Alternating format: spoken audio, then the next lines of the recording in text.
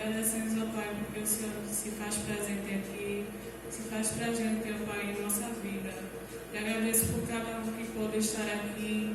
E peço ao Pai que o Senhor esteja com cada família que está em casa, ó Pai, com a situação do nosso Brasil, com a situação do nosso povo, ó Pai, do nosso mundo.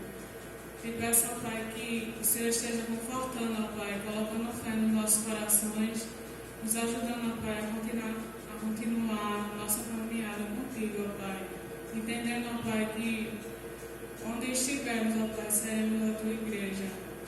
E peço, ó Pai, que o Senhor esteja com o pregador dessa noite, que ele venha falar, ó Pai, somente o que vem de ti, ó Pai, somente o que o Senhor tem preparado, ó Pai, através dele para nós. E peço que possamos estar atentos e que possamos escutar, ó Pai, não só com os nossos ouvidos, mas sim com o nosso coração. E buscar, ó Pai, fazer e obedecer, ó Pai. E agradeço por tudo, em nome de Jesus, amém. Graças a Deus, meus amados irmãos, estamos nós mais uma vez aqui para entrarmos em seu lar com a palavra de Deus. E desejamos a todos, que possamos estar todos bem, em nome de Jesus, apesar de tantas dificuldades que o mundo tem enfrentado, mas nós estamos aqui para fazer a vontade de Deus, aquilo que Ele quer da sua igreja. Então, meus amados irmãos, nesta noite que nós reservamos aqui a nossa reorganização de programações da igreja, a nossa quarta-feira para um momento de reflexão da palavra, um momento reservado para doutrina e oração. E nesta ocasião, nós queremos falar para os irmãos que nós estamos ministrando estudos acerca das cartas enviadas às 7 igrejas de Apocalipse. E hoje nós estaremos falando um pouco sobre a igreja em Sardes. Queremos antecipadamente falar que nós não vamos concluir o estudo hoje, mas nós vamos estar dando aqui uma importante introdução. Vamos nos basear nos versos 1 e versos 2, e no próximo estudo, se Deus assim permitir, nós estaremos dando continuidade em nome de Jesus. Então, vamos ver um pouco dessa carta enviada pelo apóstolo João à igreja em Sardes, inspirado, claro, pelo Senhor Jesus. Então, meus amados irmãos, é muito importante quando nós vamos falar sobre um texto das Sagradas Escrituras, levarmos em conta o seu contexto histórico. Então é importante aqui a gente frisar um pouco da cidade, porque nós sabemos que a cidade ela tem muito a ver, na verdade, com a igreja, ou melhor, a igreja tem muito a ver com a cidade na qual ela foi implantada. Então Sardes era uma cidade da Ásia Menor, que hoje pertence, por exemplo, pertence à atual Turquia Asiática. Foi a capital da Lídia, um importante reino neo-hitita.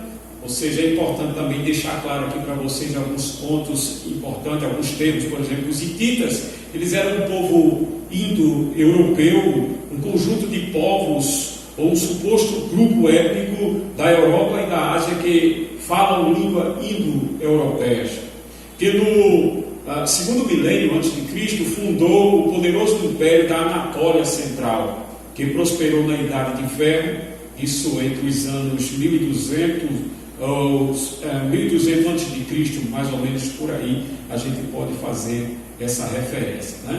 Então, assim, olhando um pouco mais propriamente do contexto histórico de Sardes, nós podemos observar aqui que a igreja em Sardes tinha muito a ver com a história da cidade. A população da cidade, por exemplo, meus amados irmãos, essa população se gloriava do seu passado. Sardes viveu o seu tempo áureo nos dias do rei Creso, o último rei da Lídia.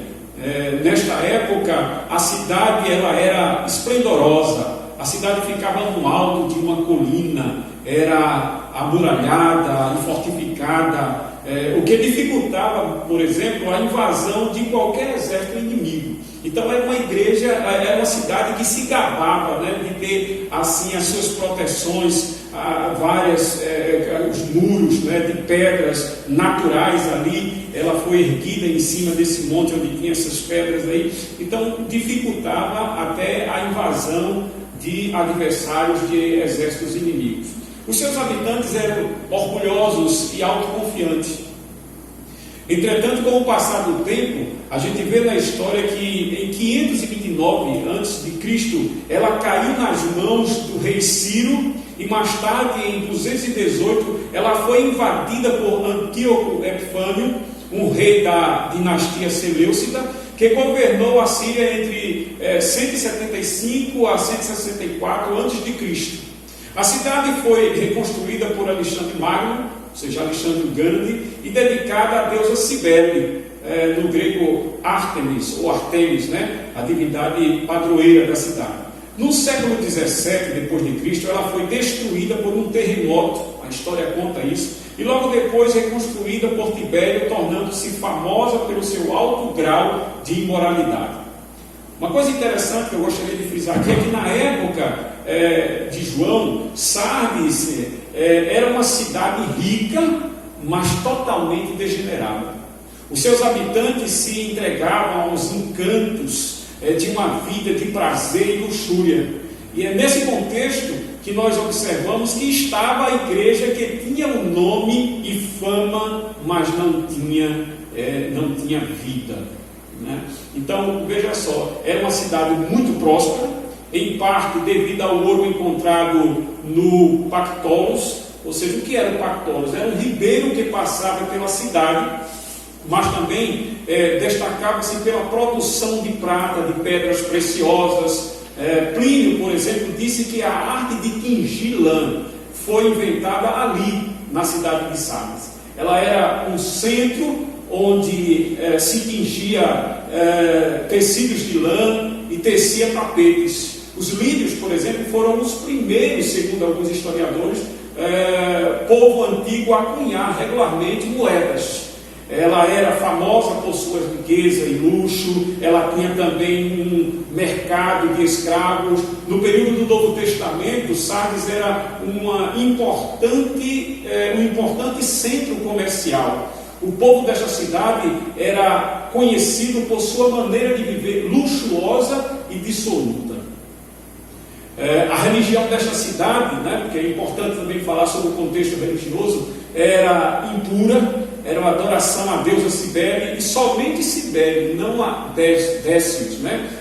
Os seus adoradores se feriam a si mesmo, até que o sangue jorrava de seus corpos. Isso aqui lembra um pouco, né, a comiseração que a gente observa, né, de pessoas que, quando chegam aqui no nosso contexto brasileiro, a algumas festas no interior católica, nesse sentido das pessoas se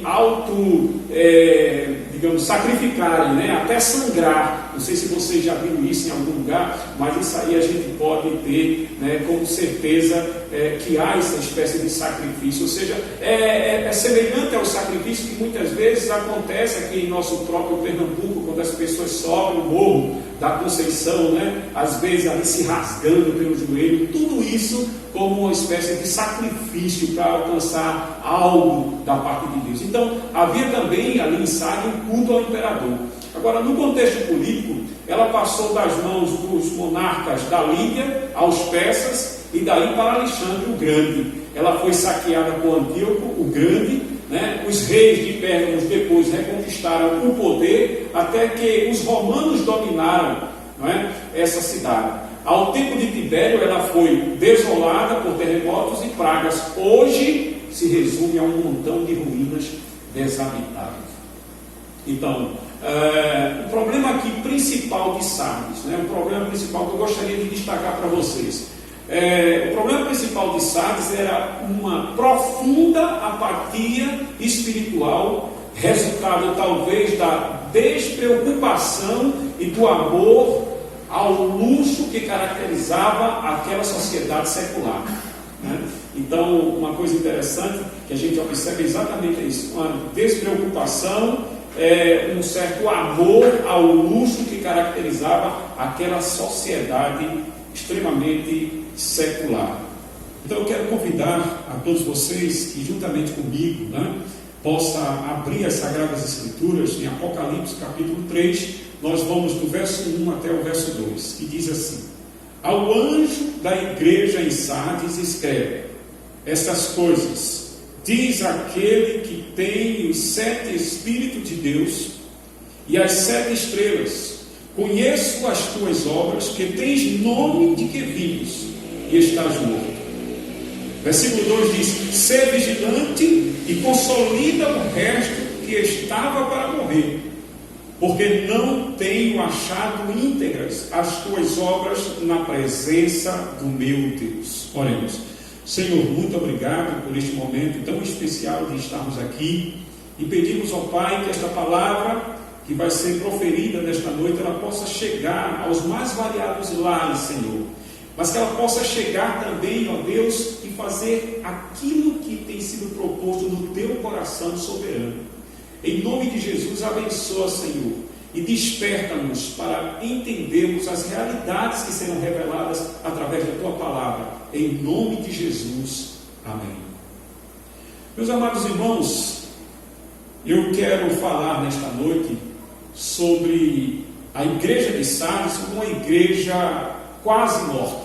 Esse é o tema desta noite. Sardes, uma igreja quase morta. Mas eu gostaria de embasar esse tema pegando parte do versículo 1, a parte C do versículo do capítulo 3, versículo 1, capítulo 3, a parte C do verso 1, que diz assim: que tens nome de que vives e estás morto. Que tens nomes de que vives e estás morto. Meus amados irmãos, eu gostaria de começar analisando aqui a questão da aparência. Nós somos seres humanos que muitas vezes nós julgamos muito pela aparência, o que é um erro. Muitas vezes nós olhamos para uma coisa, vemos aquela coisa impressionante, porque as coisas impressionantes acabam atraindo, e pensamos que essas coisas elas são interessantes, e essas coisas muitas vezes elas penetram por aquilo que é chamada a janela da alma, que são os nossos olhos, e aí isso chega ao nosso coração e a gente acaba desejando, e a gente acaba praticando, e a gente acaba sendo fascinado por aquilo que nós observamos.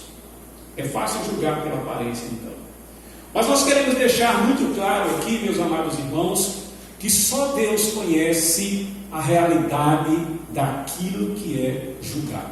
Só Deus, Ele conhece, né, a realidade daquilo que é julgado. Ele sabe, por exemplo, a conduta, Ele sabe o caráter verdadeiro de cada pessoa, Ele sabe a realidade mais assim, delicada, mais particular de cada igreja. Quando esta carta ela foi enviada ao mensageiro da igreja de Sardes, ele contrariou. Essa carta ela é da parte de Deus e ela é enviada à igreja em Sardes. Então essa carta ela contraria toda a impressão popular acerca daquela igreja, que era de uma igreja forte, que era de uma igreja ativa, quando na realidade a carta diz que esta igreja estava morta. Que esta igreja estava morta. Então é interessante nós temos isso em mente, o cuidado de julgar pelo que viu. Mas também, neste estudo, eu dividi em duas partes fundamentais que eu considero para o estudo desta noite. Lembrando que nós não vamos dar todo o estudo desta carta a Sardes. Nós estamos dando aqui um início, mas é o início de uma continuação, porque nós vamos continuar num próximo estudo, se Deus assim permitir. Então, o primeiro ponto que nós destacamos aqui é a apresentação de Jesus. Você observar todas as cartas enviadas às igrejas da Ásia Menor, Jesus ele se apresenta. E não é diferente aqui na sua apresentação à igreja em Sardes. Observe que no verso 1, ele diz assim: ao anjo da igreja em Sardes, escreve. Então, primeiro ele se apresenta como aquele que ordena, escreve. E é interessante que essa expressão no grego, grafon, significa do verbo escrever, é a emissão. Jesus aqui ele ordena a emissão de uma carta ao pastor, que nós já estudamos anteriormente, o anjo, né? Se refere ao anjo. Existem muitos outros estudos, muitos estudiosos que têm aqui o anjo como outros referenciais, mas nós acabamos compreendendo que se refere ao anjo da igreja, porque toda igreja tem um pastor, toda igreja tem um anjo, e ali em Sardes não era diferente. Então, essa carta ela é enviada ao pastor da igreja, que consequentemente falará à igreja aquilo que está disponível nela mesma, na própria carta, aquilo que é importante e que a igreja precisa ouvir. Então, Jesus aqui, ele se apresenta, né, ordenando que se escrevam as palavras que posteriormente vão aparecer. Em segundo lugar, nós observamos que ele se apresenta como aquele que tem os 7 Espíritos de Deus. Nós já falamos muito que a carta que é enviada aqui em Apocalipse, e por se tratar de uma literatura apocalíptica, ou seja, um livro de Apocalipse, o livro das últimas coisas, no contexto, quando nós analisamos, é uma carta, é um livro de teor simbólico. Então, muitas expressões aqui a gente vai compreender pegando o seu sentido simbólico. Ou seja, o que significa, por exemplo, os 7 Espíritos de Deus?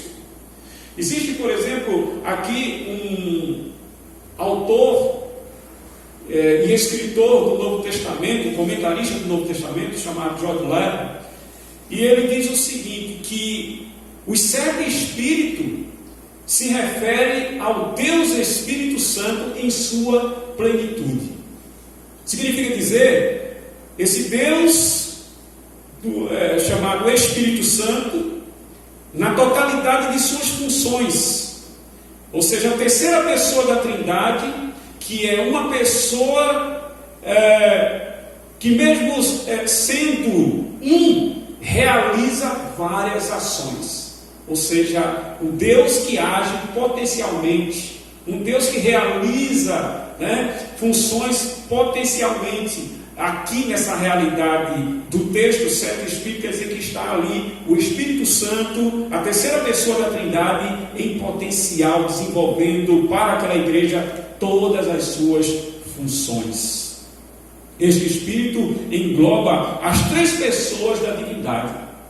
É o que nós podemos entender aqui, se referindo aos 7 Espíritos de Deus. Em segundo lugar, Jesus se apresenta como aquele que tem as 7 estrelas.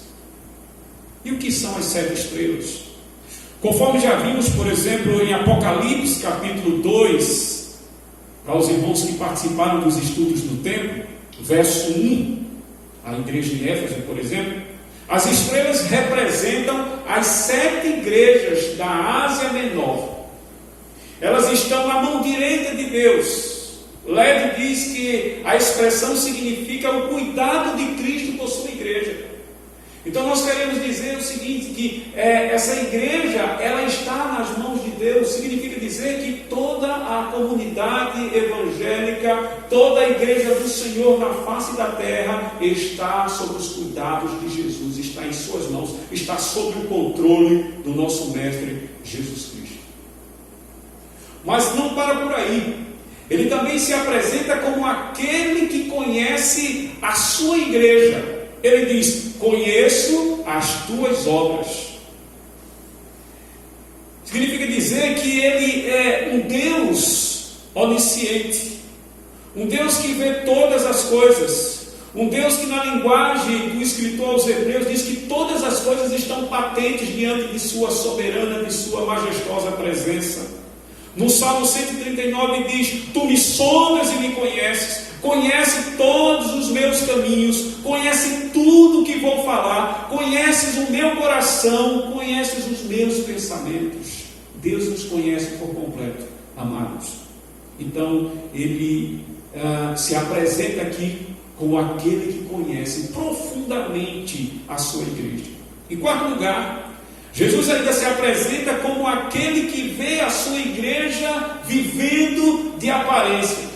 Então, se nós dissemos anteriormente que Ele conhece a sua igreja, agora nós temos aqui uma concretização daquilo que Ele vê na igreja daquela época, a igreja em Sardes, uma igreja vivendo de aparência. Então, Jesus aqui trata a igreja como tu. O texto diz que tens, que tu tens, a gente poderia até parafrasear aqui, ou incluir, ou inferir aqui esse termo do texto, que tu tens nome de que vives e estás morto. Aqui está, e eu considero, meus amados irmãos, o ponto central desta carta. Os olhos humanos não tinham jamais, nem têm a capacidade de perceber o que só Jesus vê.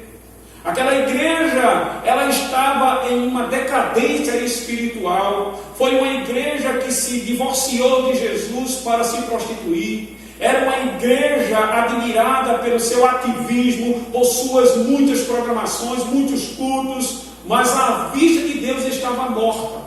Sardes era uma igreja de um cristianismo nominal, puramente nominal, dos cultos para satisfação e prazer humano, de uma liturgia montada para agradar a homens.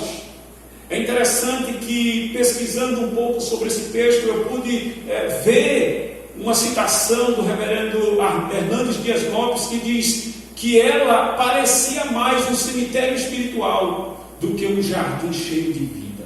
Era essa a situação da igreja em Sardes. Quando uma pessoa ou uma igreja chega a este ponto, amados irmãos, é sinal de que ela está tão aquém que nem ela mesma tem noção do seu estado caótico, do seu estado terrível, do seu estado de morte espiritual. Sardes estava como um sepulcro caiado. Aqui eu me recordo de Parker, quando diz: há igrejas cujos cultos são solenes, mas são como um caixão florido. Lá dentro tem um defunto. Era assim a igreja em Sardes. Agora, meus amados irmãos, vamos para o segundo ponto.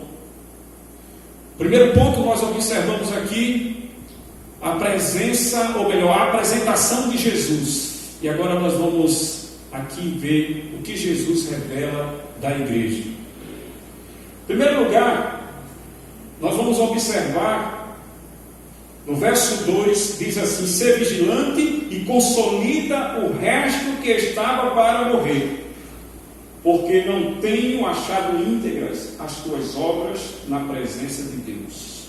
Então, o que Jesus revela aqui para nós?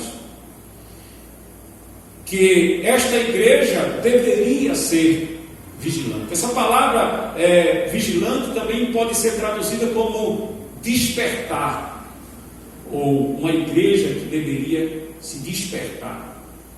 O verbo, ele está, segundo alguns estudiosos, no particípio presente ativo. Significa dizer que essa vigilância, ela não deveria ser de supetão e apenas naquele momento, mas ela deveria ser uma vigilância constante.